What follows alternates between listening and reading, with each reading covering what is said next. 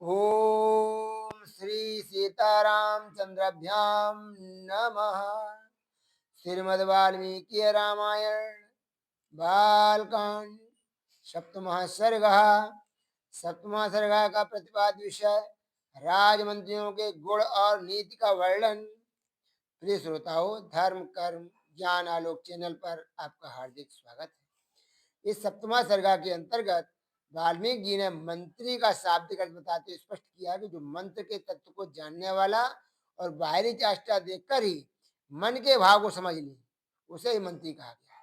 मंत्री के प्रमुख गुण जितेंद्रिय, राजा के कार्यों में सावधान, न्यायोचित कार्यों में सलाह देना, राज के हित में सदैव राज के हित साधन में सदैव संलग्न रहना है। अब सप्तमा सर्गा का विस्तार पूर्वक वर्णन सुने। सप्तमा सर्गा का वर्णन प्रस्तुत है। इक्ष्वाकु वंशी वीर महामना महाराजा दशरथ के मंत्री जनोचित गुणों से संपन्न 8 मंत्री थे, जो मंत्र के तत्व को जानने वाले और बाहरी चेष्टा देखकर ही मन के भाव को समझ लेने वाले थे। वे सदा ही राजा के प्रिय एवं हित में लगे रहते थे, इसीलिए उनका यश बहुत फैला हुआ था। वे सभी शुद्ध आचार विचार से युक्त थे और राजकीय कार्यों में निरंतर संलग्न रहते थे। उनके नाम इस प्रकार हैं: दृष्टि, जयंत, विजय, सुराष्ट्र, राष्ट्रवर्धन, अकूप, धर्मपाल और 8वें सुमंत्र, जो अर्थशास्त्र के ज्ञाता थे।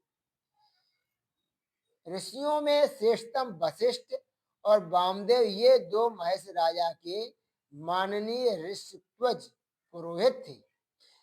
इनके सिवा सुयज्ञ, जावाली, काश्यप, गौतम, दीर्घायु, मार्कंडेय और विप्रवर कात्यायन भी महाराज के मंत्री थे।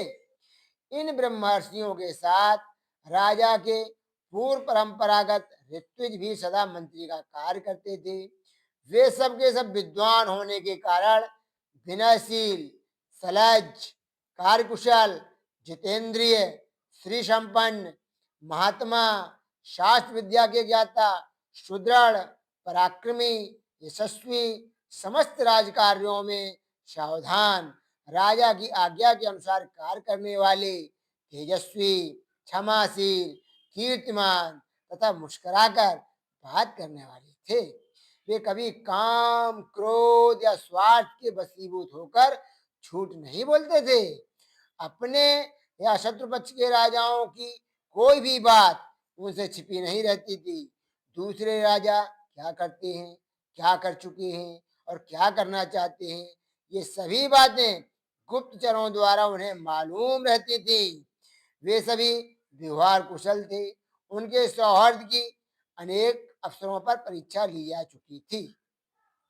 वे मौका पड़ने पर अपने पुत्र को भी उचित दंड देने में भी नहीं हिचकती थी।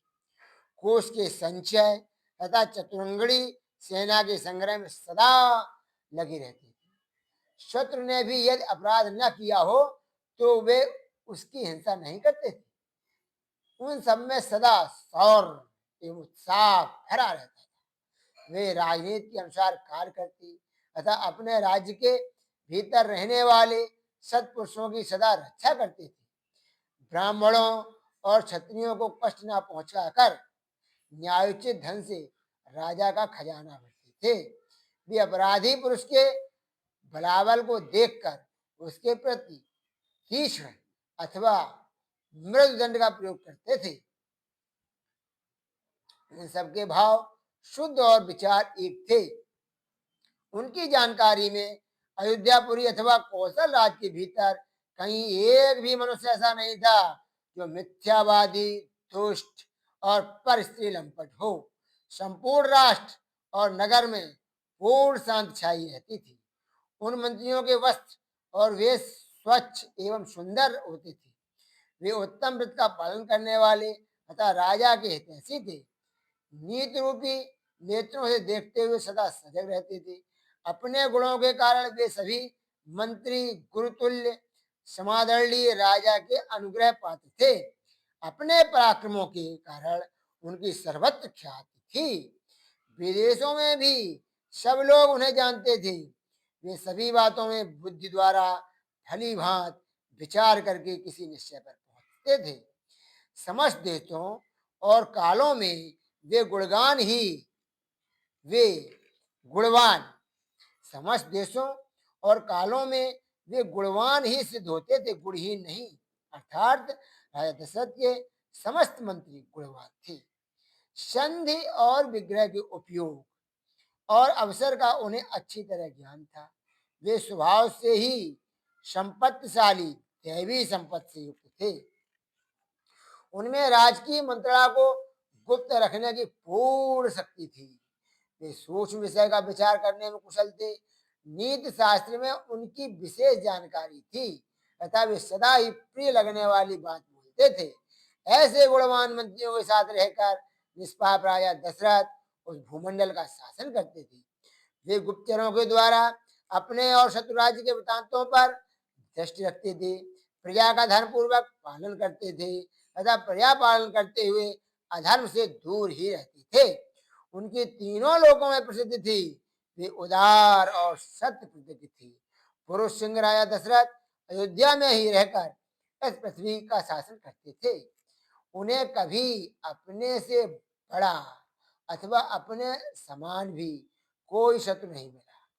उनके मित्रों की संख्या बहुत थी। सभी सामंत उनके चरणों में मस्तक झुकाते थे। उनके प्रताप से राज्य के सारे कंटक, शत्रु एवं चोर आदि नष्ट हो गए थे। जैसे देवराज इंद्र स्वर्ग में रहकर तीनों लोकों का पालन करते हैं, उसी प्रकार राजा दशरथ अयोध्या में रहकर संपूर्ण जगत का शासन करते थे। उनके मंत्री मंत्रणा को गुप्त रखने तथा राज्य के हित साधन में संलग्न रहते थे। वे राजा के प्रति अनुरक्त, कार्यकुशल और शक्तिशाली थे। जैसे सूर्य अपनी तेजोमयी किरणों के साथ उदित होकर प्रकाशित होते हैं, उसी प्रकार राजा दशरथ उन तेजस्वी मंत्रियों से घिरे रहकर बड़ी शोभा पाते थे। इस प्रकार श्री वाल्मीकि निर्मित आर्ष रामायण आदि काव्य के बालकांड में 7वां सर्ग पूरा हुआ। प्रस्तुत वर्णन से स्पष्ट है कि राजा के मंत्रियों की भूमिका राज्य के संचालन में सबसे अहम है। जिन गुणों से युक्त मंत्रियों को बताया गया है, वही गुण वर्तमान के मंत्रियों में भी होना आवश्यक है। यद्यपि वाल्मीकि मुनि ने रामायण ग्रंथ की रचना बहुत पहले समय में की थी, परंतु उसकी प्रासंगिकता आज भी उतनी ही महत्वपूर्ण है जितने की उस समय थी। वर्तमान समय में रामायण पाठों से बहुत कुछ सीखा जा सकता है। यदि आपको अपने विचार प्रस्तुत करने हो तो कमेंट करें। यदि वीडियो की प्रस्तुति अच्छी लगी हो तो लाइक और शेयर करें। चैनल को सब्सक्राइब अवश्य करें। धन्यवाद।